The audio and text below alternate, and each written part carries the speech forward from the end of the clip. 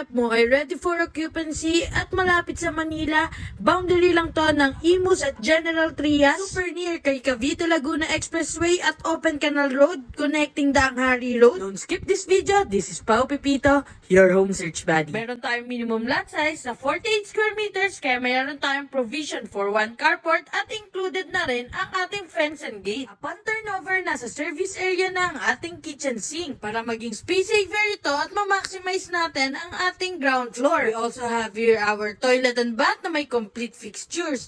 Meron tayong enough space for dining at living area. Going up, dahil complete finished turnover ito, included na ang room partition, tiles, ceiling at mga fixtures. Meron tayong malawak na sliding window for proper ventilation at para makapasok ang natural light. Livable na nga to upon turnover, gamit na lang ang kulang. Total of 3 bedrooms ang meron tayo dito at ang master's bedroom natin